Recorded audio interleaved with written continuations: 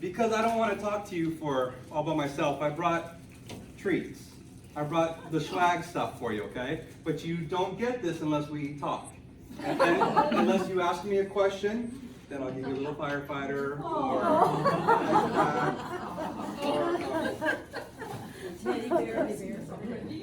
a little fire pin. So this stuff goes home with me unless you ask me a question.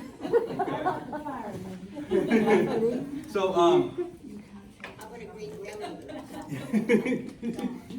for me, okay? I have a question. Yes, Gene.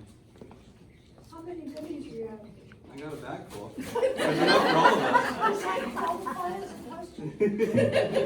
How many firemen you have? So, again, as the deputy fire marshal, all right, my job is everything fire safety. The best way to think about the deputy fire marshal is I'm the fire cop. Okay, so I'm a cop that enforces the law, but I work for the fire department. You know, there's cops that do traffic law, there's cops that do liquor law and gaming law. Well, I'm the cop that does fire law, all right? I do everything I can to keep you safe. Buildings like this aren't just built, they are engineered to be safe. When there's a fire, I do the investigation to figure out how the fire started.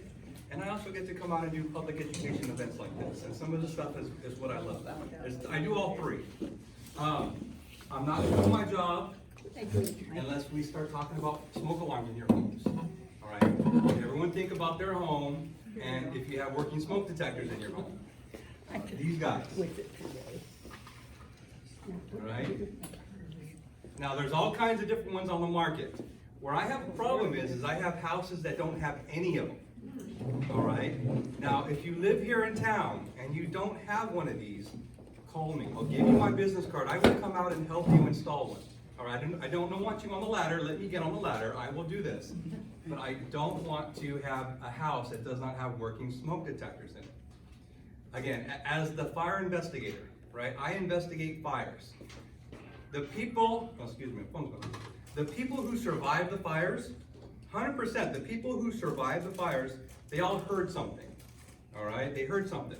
Either they heard the smoke detector going off, or they heard their dog barking like crazy, because dogs can smell smoke, or they heard the neighbor pounding on the door, get out, get out, get out. But no one ever comes up and says, Steve, I woke up because I smelled smoke.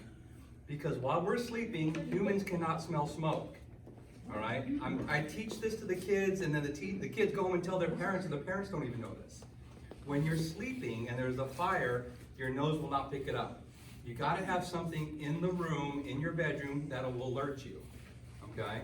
Everyone's heard this beep before, correct? All right. All right. That's not a surprise to anybody. I will come out to change the batteries. If you are here in my jurisdiction, in McMinnville, I will come out. If you have a mansion with a 40-foot ceilings, you're going to have to call somebody else because I only have a little ladder. All right, but if I can reach it, I will change the battery for you. Not a problem. All right, yes. That's a great. That is a great question. Yes. Is there such a thing as a smoke alarm that has a lower beep for extremely hard of hearing people? Yes, very good question. Her question is, sometimes people can't hear that high-pitched beep. That beep, beep. It's too high-pitched for some people. They do make a lower sounding frequency, and instead of a high-pitched beep, it's more of a deep buzz, and you'll feel it in your chest. And new hotels, new apartment complexes, they all have the deep buzz. The problem with that is, this guy here runs on batteries, correct? All right. That doesn't have enough power in that battery to give it that deep buzz. So if you're going to get the newer style that has that deep bang, the one that you'll feel in your chest, it's going to have to be an upgraded system. That means you're going to have to upgrade the wiring to your house. It means you're getting an electrician. I can't install the new ones because that requires an electrician. But I love the fact that you understand that there's a difference. The deeper sounding one that you'll have in a hotel, I mean, you can't miss it. It shakes your heart and it wakes you up. So, I want to tell a story. This has happened to me twice in my career. In 20 years of fire investigations, twice, I've had somebody sleeping in the room where the fire started. And just yesterday, I had a gentleman in his favorite recliner watching TV. He was watching an old Western. He fell asleep. Okay? There was a fire that was behind him. He slept through the whole thing. All right? The fire was, he didn't have a smoke detector in the room. He slept through the whole thing. The dogs outside were going nuts. And that alerted the wife, who came in and checked. And then she's like, get out, get out, get out, there's a fire. He slept through the entire thing. Wow. All right? You understand that when there's a fire growing, the carbon monoxide starts to build. The carbon monoxide puts you in such a deep sleep that you don't wake up. All right? So, the smoke is the killer. 100%, most people that I talk to who have gone through fires or who have died, the smoke got them. A lot of people don't burn. It's the smoke that gets them way before the fire gets them. So I challenge you to all have working smoke detectors in your home. And if you don't, and you live here, please call me. All right, I will come help you out. We'll figure something out. Even if you and me drive to Lowe's and we buy some together, I will come and install them. All right? I got some paperwork that I'm gonna leave up front. These are just this is from the state fire marshal. It kind of tells you a little bit more about fire extinguishers, smoke detectors, and how they work. Yes? About the carbon monoxide. Yes. There are also those little detectors. Yes. How many do I have to put in my house? Just one? And where? Okay, excellent question. So the question was about carbon monoxides. Which would you like?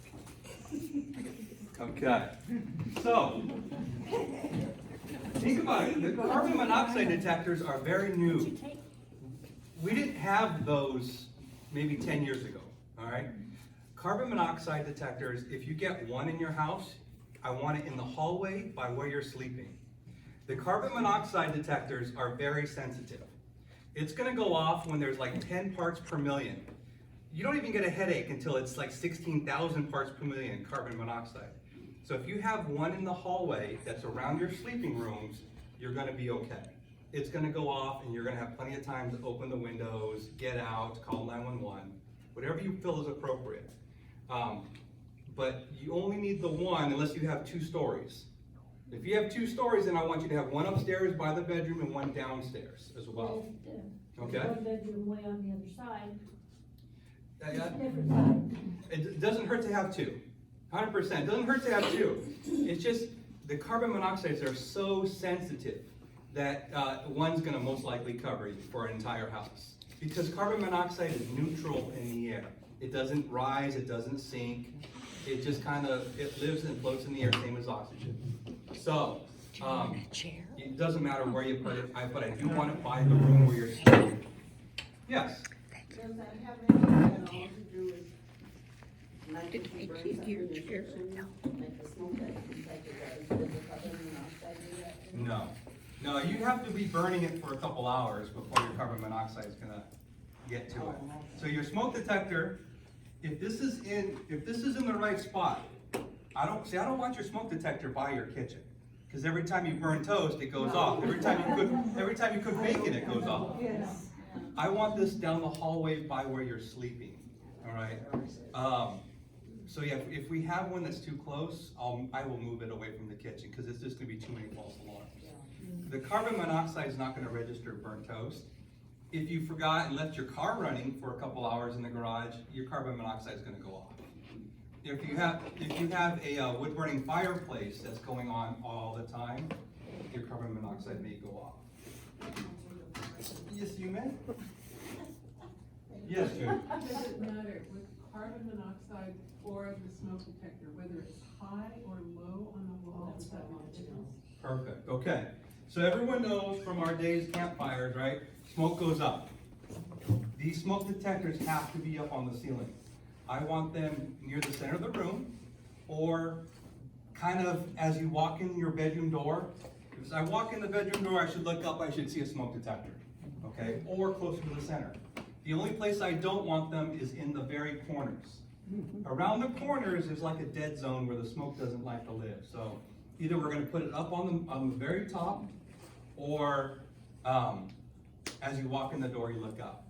the problem I had yesterday with the gentleman who was sleeping in the fire room on his recliner, the smoke detector was down here, on the wall, at eye level. I mean, it was there. The fire had to get up, build on the smoke had to build on the ceiling and then start to come down. It would have been a 5-minute fire, or I'm sorry, a 10-minute fire before this thing started to beep. These things have to be up on the ceiling. Now, carbon monoxide can be anywhere. When you open the carbon monoxide box, it'll tell you install on the ceiling, or install on the wall, or even plug it in. You can get the carbon monoxide that plug in. So it doesn't matter where you put carbon monoxide. Smoke detectors have to go on the ceiling. But you don't need carbon monoxide alarm if you're just electric, right? Yes, if you don't have a wood burning stove, or you don't have an attached garage, you will not need a carbon monoxide. People have been alive for thousands of years, millions of years without carbon monoxides, right? So, you don't need one unless you have a wood burning stove or an attached garage. June, what can I get you?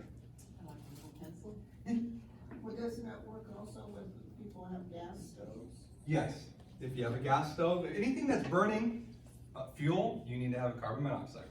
Yes?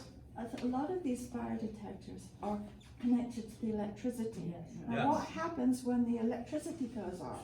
Fair question, great question, okay. So, the new homes, everything built after 1997, the smoke detector in the ceiling is attached to the electrical system. So if I take it down, there's electrical wires hanging to the back. I love those, right? Because if one goes off, the whole house goes off. So if the bedroom catches on fire, the smoke detector in the living room's going off, okay? Now, they still have a battery backup. So it's getting power from the building's electrical system all the time. When the power fails, the battery kicks on, okay? So, you need a pen. Hold on. Choices for you. Lovely. Yes, can I ask, Ellen, do you have a question, Ellen? Yes, Ellen. Shouldn't they be tested once a month? And in my place, I have smoke detectors near the ceiling, but I also have one toward the bathroom hallway down below. And what about radon gas? Okay. And another thing is, what about planting plants outside for fire safety? Oh, we got a whole bunch of questions to unpack right there, so you get My two. cousin used to live near Paradise at first. Okay, so the question, we'll start off with, Thank you. you have to test your smoke detectors monthly. It's not a big deal, everybody knows how to do it. Just go around with the broom handle and hit that button until it beeps. I won't do it because it bothers you, okay? All right, so all you gotta do is go up and hit that button, all right? The newer ones, this guy here it's old because it's in my truck all the time. This is a newer style. To get to the battery, I have to really want that battery out because I gotta get a screwdriver. And remember the old days where you could just pop that 9-volt battery out? And remember your remote control used to have a 9-volt battery in it? So when you needed a battery, you went to go steal it from your smoke detector. Well, now we got smart. You can't get this battery out unless you really, really want it, and you better bring it, because you may break it. You're gonna pry the cover off, and you're probably gonna destroy the unit to get the battery out. That's what I want. I don't want people stealing the batteries out of these things anymore. Now, as the fire marshal, I do this for a living, right? Every time I go home and visit my mother, she's taking the batteries out.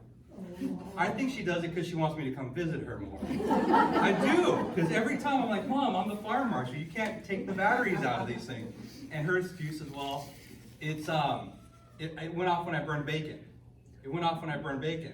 So I went out and I got her the new ones where she can't steal the batteries out anymore. So I come by and now the whole thing's missing.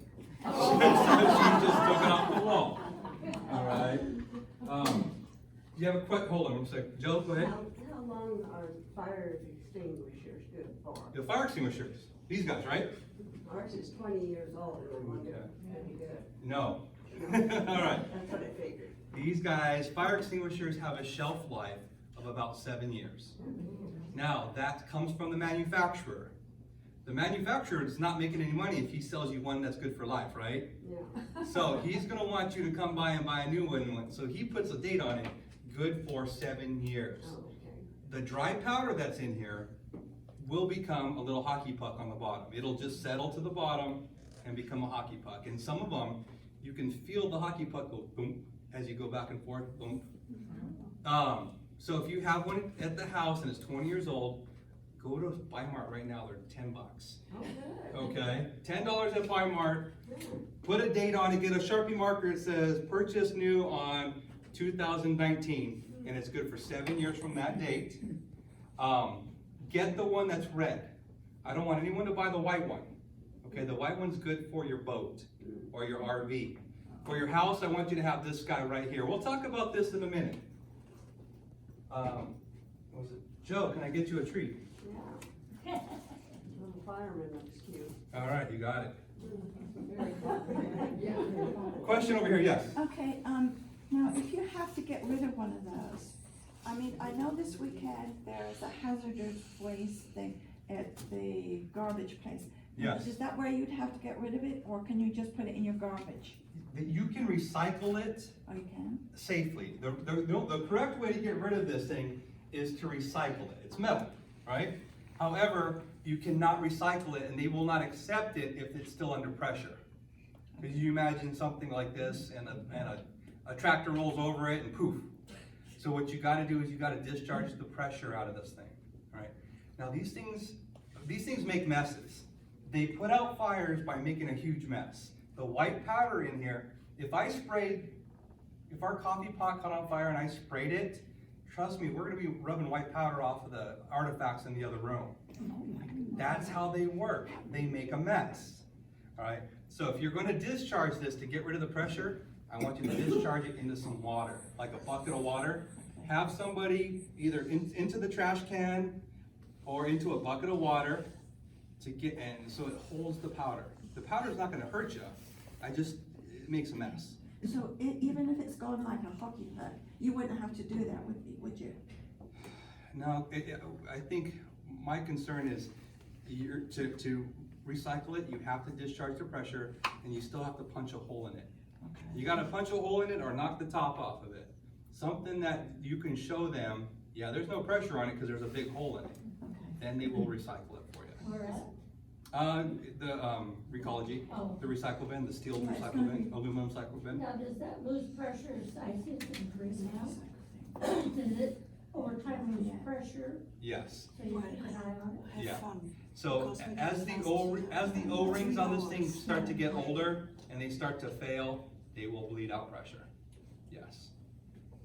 We'll go with Ruth right here. Yes. So do you think that, I have two in my house, and one was left there, and I think it's a light one, so I should probably get rid of that one, huh? Well, I love that you have it, but make sure it's still in the green. Make sure it's not super old, because I don't know how long you've been in your Yeah, I house. think it's old, but then we brought one with us that's fairly new. Excellent. We have a pretty long house, so would you say one or two is good in that house? Should I have one maybe down near the bathrooms or something? Where I want you to have it, again, I'll tell you that the 70%, this is a huge number, 70% of all fires start in the kitchen. So I want you to have it by the kitchen. The likelihood of the fire starting at the other end of the house in the bedroom it's not that, the statistics show 70% in the kitchen. So I want you to have it near your kitchen pantry, not under the stove, because that's what's gonna catch on fire. You're not gonna be able to get to it if it's under the stove. I want it under the kitchen sink, in the kitchen pantry, somewhere where you can get to it in about 10 seconds. All right? You have time. If you have working smoke detectors, you're gonna know that there's a fire in your house when the fire is still small, when this thing is highly effective on small fires. So you're gonna have time to walk to the other side of your house, grab it, walk back. If you want to, I'm all about, if you have two, great. But I want you to have at least the one good working one near your kitchen. Yeah, I think the one that we brought with us is a good one. I'll find it. That's a hot cold pack, so when you have like a sore neck or something. Oh, how cute. Sandy has it. Yes, Andy? Do you have a device that, this is totally different than all the rest of this, that you could put on the outside door or on the outside of your main door into your house that would let a fireman, a policeman, or somebody come in if the door is locked and I'm laying on the floor, I live alone, and I Okay. can't get to the door. Fair, fair. Now, what she's talking about is a key box that gets me in the door. All right, so yes, there is a company that McMinnville, we have to register with this company. And the company is actually called Knoxbox, K-N-O-X, Knoxbox. Now, they are not cheap. It's not like, to get a residential style Knoxbox could be every bit of $200. You get that box, you mount it on the garage door or by the front door. When I show up, I have a magic key that gets me inside the Knoxbox. I take your key out, and hopefully I put some contact information in there, so that I know to call your doctor, your family, that kind of stuff. And I'll have it all there inside that little tiny Knoxbox. Knoxbox, they do sell residential style boxes that you mount on the wall. They are about $200. They are not cheap. But would everybody, like the ambulance driver and the police, everybody would have this key? Not the police, it's strictly for fire. Oh. So if the police needed access to your house, they'd have to call me up and I would show up to help. That's That just, time I'm dead. no, I mean, every fire department, medic unit, all has the magic key that gets me in the Knoxbox. So an ambulance driver would have it? Oh, yes, Okay. yes. So, I love the Knoxbox, but I don't push them. Because how do I push something that costs $200 Yeah. to somebody who may not afford it? But if you do like this building here, commercial building, they have to provide me a Knoxbox. So I can get inside this building. But at your house, I have no authority to make you do it. But if you want one, I will help you through that process. All right? Yes, I have a question to the fire extinguisher. yes. You said in the kitchen, probably under the sink or whatever, how can I get fire out? Can I get it, or can I use it when, let's say, oil or something is burning on the stove? Yes. Because I know that I can't use water, No. but I can use this? Yes, okay. So this guy here will work on everything that you have in your home. It's gonna work on wood fires, trash fires, electrical fires. So if your microwave oven caught on fire, you don't wanna put water on electrical fire, you'll get zapped, right? This you can save for electrical fires, and it's also safe for liquid fires, oil fires, cooking oil fires. So, the best thing to do if you have a cooking fire is put a lid on it. 100%, if there's a fire on top of your range, right? Leave it there on top of your range. I have more people get in trouble because, and it's, I hate to say it's more men do this. Their fire is on the range, so what do? I try and pick it up and I try to walk it to the sink. All right, and then I end up burning my hand, and then, I drop it. Now I have a fire everywhere, okay? Now, it is safer on the range. All I want you to do is put a lid on it. Put a lid on it, put a baking sheet on it, put anything you can on it, and that keeps the fire small. Turn off the heat, and let the fire go out. Once the fire burns up all the oxygen, the fire magically goes out. You have to let it sit there though. I don't want you to, take the lid off and peek at it, because once you do that, yeah, it'll start up again. Once it gets fresh air, it's gonna flare up again. So, putting a lid on it is more effective than your fire extinguisher. Because your fire extinguisher, this stuff comes out under pressure. It will put out the fire after it spreads it over here, after it spreads it over there, after you're cleaning up the mess in the other room. I want you to put a lid on it first, turn off the heat. Let it sit there for a minute or two, okay? Baking soda, okay? Baking soda, excellent question, Nita, excellent question. The question is, can I use baking soda? All right, baking soda does work, but it's not magic baking soda. You gotta have a whole box ready, because it works the same thing as this. It makes a mess. In fact, old fire extinguishers used to be baking soda, all right? I have people, what about salt? Well, I'm like, if you can't sprinkle salt on it and expect it to go out. But if I had a box of salt and I dumped it on there, the fire will go out. Same thing, so you better be ready with a whole fresh baking soda box. And you better be able to get it in there in one quick motion. The fire will go out. but it's not magic. You don't get to sprinkler it, because it's just gonna laugh at you, okay? Who else? Let me see here. Oh, Yes. my stove, all of the controls are at the back, Ooh. so I'm not gonna wanna reach over that fire. No. Turn it off. No. So always start by covering it. Yeah. When it covers it up, and if you cover it up, the flames are gonna start to die down. And once they run out of oxygen, the flames will completely out. You'll have time to safely turn it off. Call the fire department. Even if you've controlled the fire on top of your stove, call us. You know, we're not gonna charge you, there's no fee for coming out and looking at making sure the fire is completely out. We'll even take the pot out of the house so you don't have that burn smell for you, okay? But, leave it there. Do not try and take it out yourself. Hold on one sec. Anyone else has got a question or haven't asked yet? I think I'll go with Sandy here. Okay, I'll take your little fire gun. Perfect. Sandy, This is- what can I do for you? What's the protocol of these round things that people put in their backyards and they put fires in them at night? As long as you invite me to the party, I'm okay. We can party together, right, Sandy? Yeah. Yeah, it's right behind me. They put this thing up next to their house and the sparks are flying up like this. Okay. Scares me, I live right behind them. So I called the fire department All right. and they never came.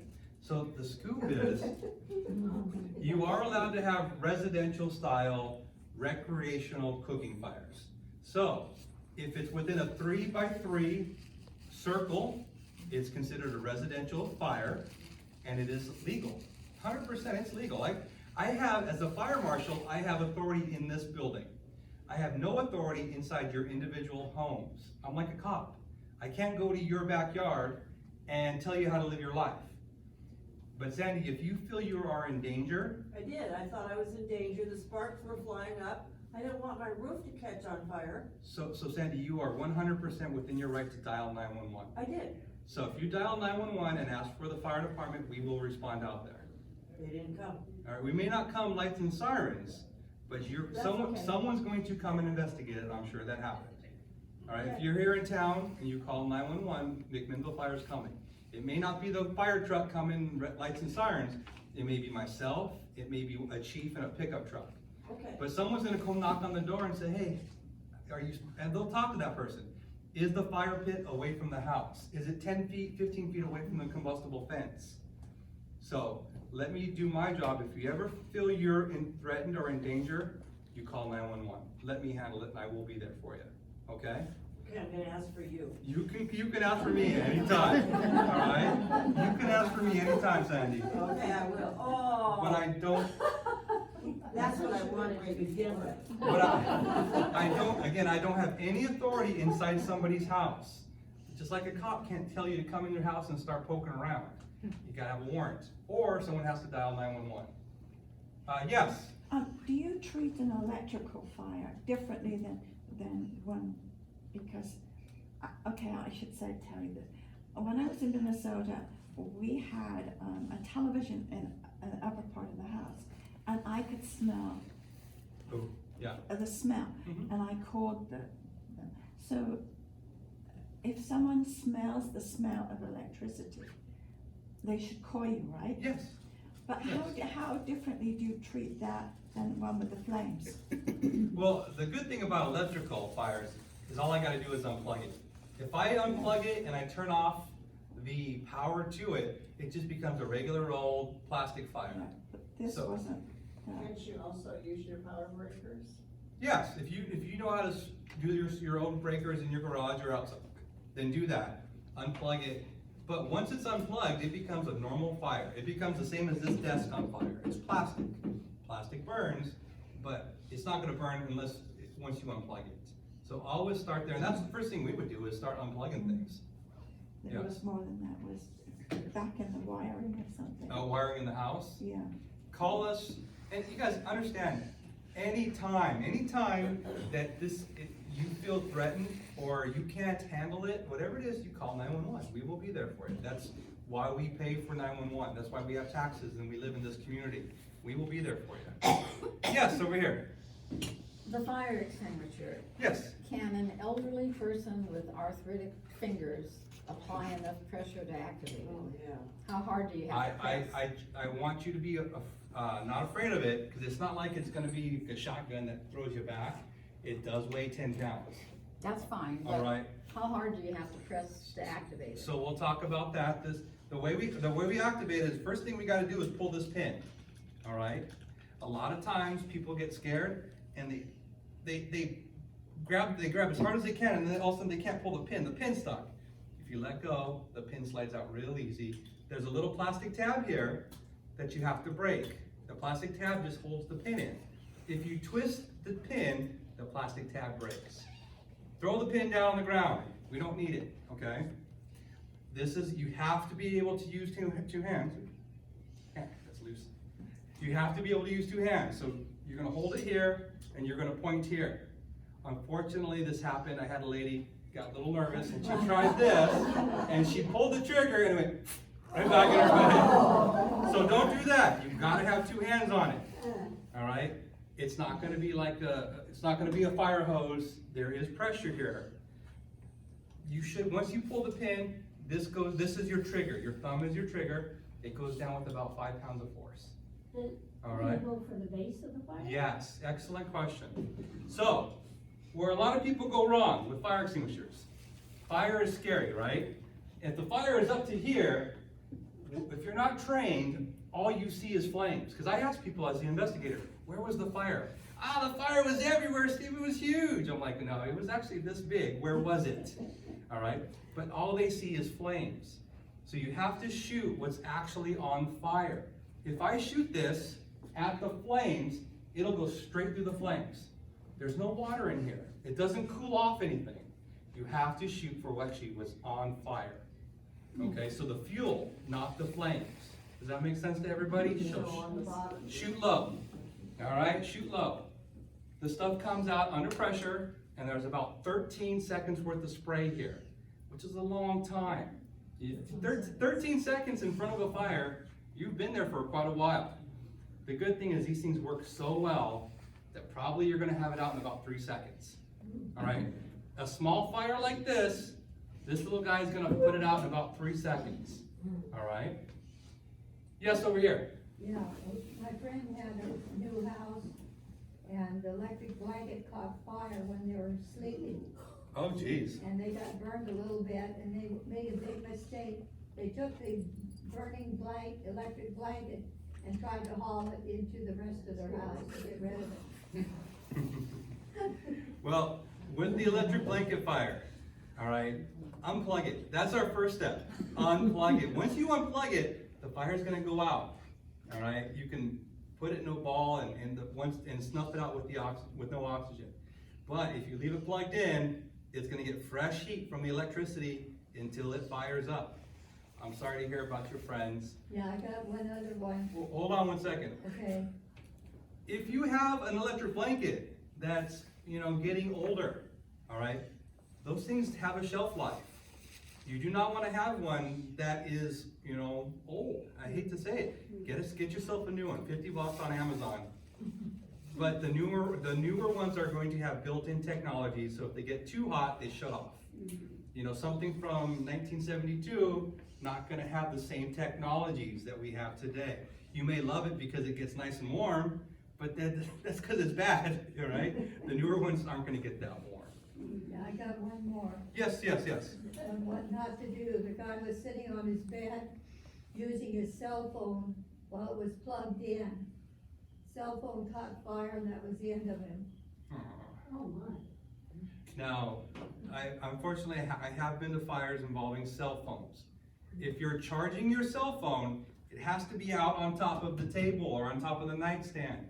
If you're charging your cell phone and you tuck it under your pillow, it's gonna start a fire. Because it has to off-gas that heat. And you're gonna say, why did my cell phone cause a fire? And I'm like, because you put it under a pillow. That's what happens. all right? You get it out, you know.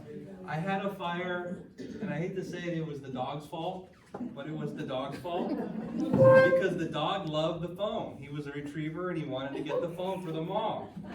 Well, he got the phone and then he put it on the ground and somehow either he lied on top of it or the blankets got on top of it. But I talked to the lady, I was like, why is your cell phone here? She's like, no, my cell phone was up on my nightstand over here. The dog got it. I was like, doggy? Questions? Was the doggy okay? The doggy was fine. The doggy was, he was angry to see me in the fire trucks, but the doggy was fine. He just, I was like, there's no reason for a cell phone to be on the floor. And she's like, no, it was over there. Yes? Who would I call? Because I have 2 fireplaces and we don't know how to, we only use the one in the living room, but I wanna use the one in the family room too, but apparently they're both connected to one chimney. Who would come out to tell me how to use both of them at the same time? I don't know how. There's gotta be a chimney sweep company here in town. If you're asking for my opinion, I have no opinion on that.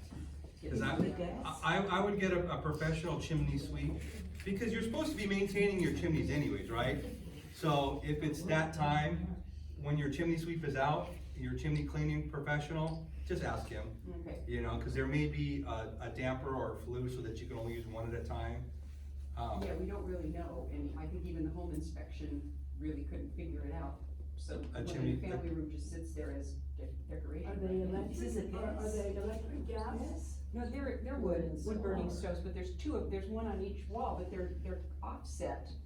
They don't go through, they're offset, but there's only one chimney up on Yeah, top but of the some house. chimneys do this and they go. I don't know. It's not my gig. I don't wanna give you bad information. I'd say call it professional chimney sweep, an installer. What else? Any questions about the fire department or what we do? Yes, in the back. Yes, what if you want to volunteer? Excellent question, okay. So, if you guys wanna become combat firefighters, I got fire hose out front, we can go practice together right now. Who wants to help me pull a hose?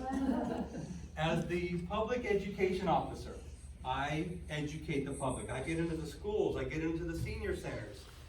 Yesterday I was actually teaching at the city safety fair. I have about 10 or 15 active members who help me educate the public. All right, I tell them what to teach, and all I need is engaging people. I need somebody to say, who can come to a meeting, learn the curriculum, and then when we're at the safety fair at the, we'll say at the senior center, or we're at the safety fair at Lowe's, we're having a Lowe's safety fairs tomorrow. Someone who's not afraid to say, hey, have you checked your smoke detectors lately? Or, you know, I have this stuff for the kids. What I use a lot of my staff for is, hey, go talk to the kid, give them this. I'm gonna talk to the parents while the kid's distracted. Because I'm not doing my job unless I'm educating the parents. The kids love this kind of stuff, right? But that just buys me 10 seconds at a time so I can talk to the parents. If you are interested in that, please give me a call at the fire station. I'm always looking for fresh volunteers. I will use you up. You'll get put on an email list, you'll get put on a phone list, and I'll say, hey, safety fair tomorrow at Lowe's, is anybody available?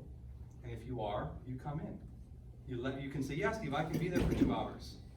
I just need engaging people, someone who's not afraid to go up and talk to the public, give a smile, hand out some good stuff for me.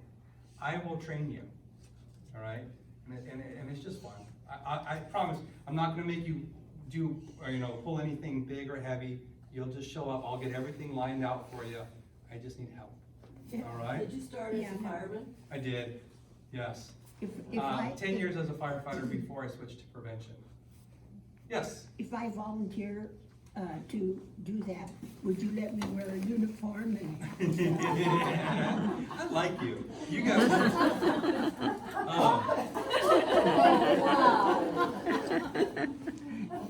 You're welcome. You can open it too. Thank you, sir. Yes. What about your pancake breakfast? Yeah, pancake breakfast is this Sunday. Yeah. All right. So if you are available tomorrow, Sunday, 8 till about 1, we have delicious pancakes. I think it's $6 for all you can eat. come get a fire station tour, come get a fire truck ride. Please. And if you're available and you want to just see us in action, I will be tomorrow at the Lowe's here in town. Lowe's is having a safety fair. Of course, they invite the fire trucks, and I will be out there. I have my staff handing out things, and I'll be with the fire truck giving kids a tour of the fire truck. What's that? They just love that too. They do. You get to take pictures, all that kind of stuff. Yes? I just have kind of a dumb question. My smoke detectors are all hardwired. Good. And then they have the batteries in there.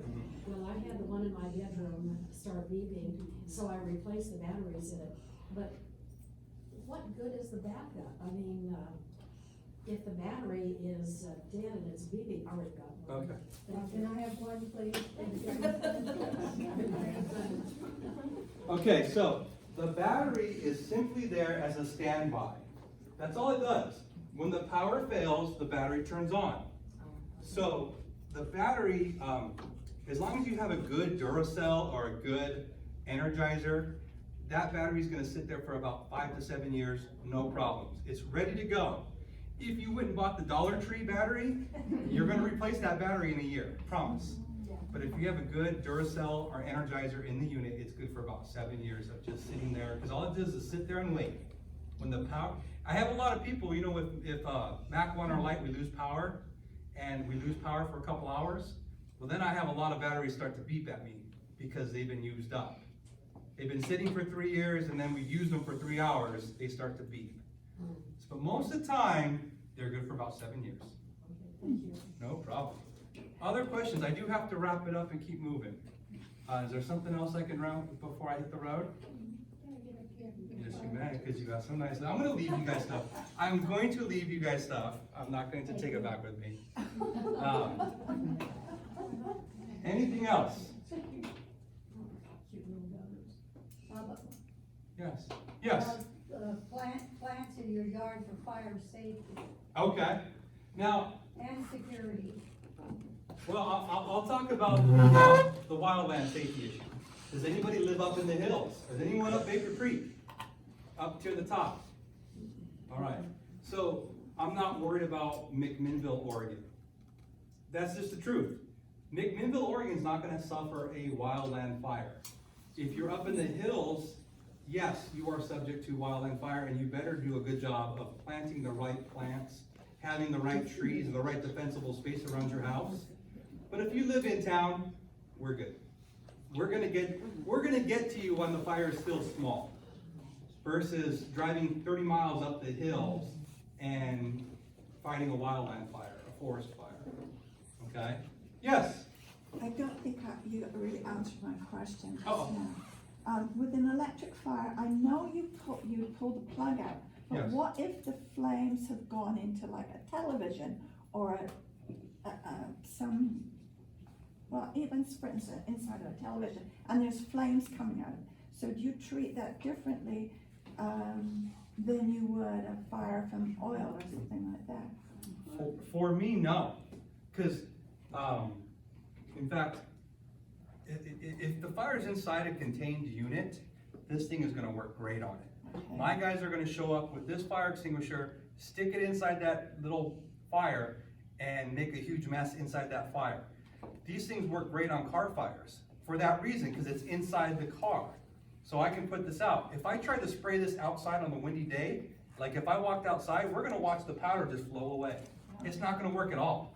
So if it's contained, so that would work. It works really good in contained. If you call the fire department, if there's ever a fire at your house, even if you've put it out, microwave, oven, whatever it is, call the fire department. We want to come check it, exactly. We have a thermal imaging camera where I can see the fire's there in the microwave, but it's also up in the walls. All right? And you want us to do that. You want us to be there and clear your house before you move back in, kind of stuff. We will do that for you. Yes? Is that free of charge? Yeah, 100%. Okay. 100% free of charge. So I want you guys to just, if there's ever an emergency that you dial 911 for, free of charge, because you've already paid taxes, okay? if you call 7 times on the weekend, yeah, you're gonna see me on Monday morning, like, why do you keep calling us? You know, what's going on that you keep calling me? I can't be over here all the time. But, free of charge, okay?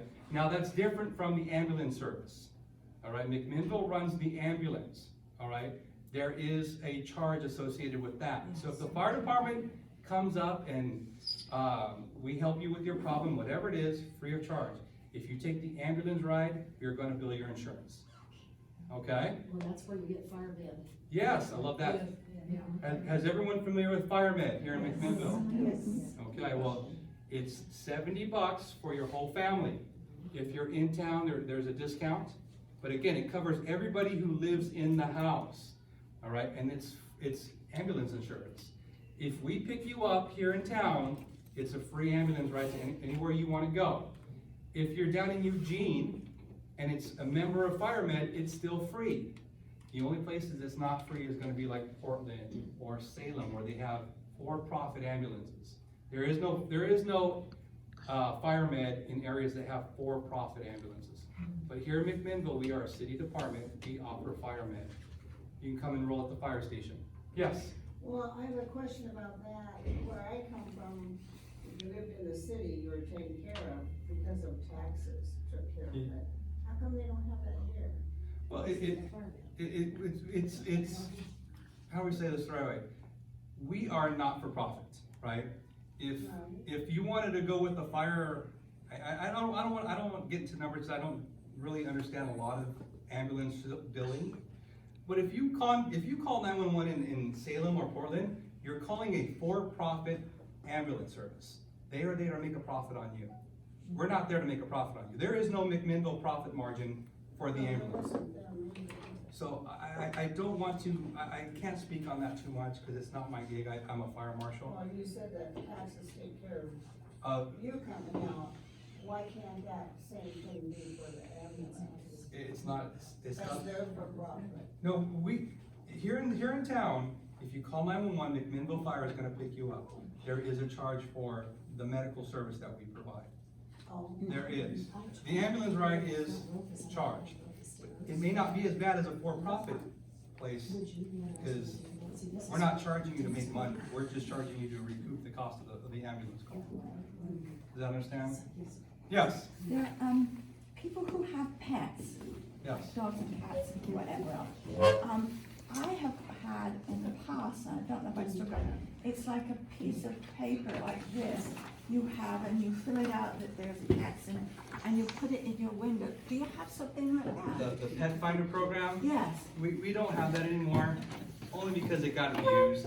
It got out of control. Everybody had a Pet Finder in there. Like Fluffy died 4 years ago, but we still have the window up, you know?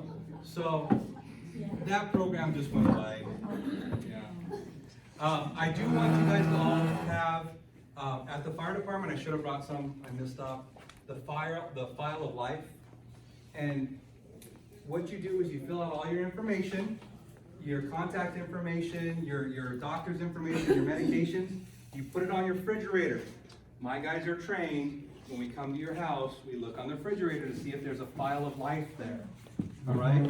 You put your contacts for your children, for whoever your emergency contact is, we're gonna get that.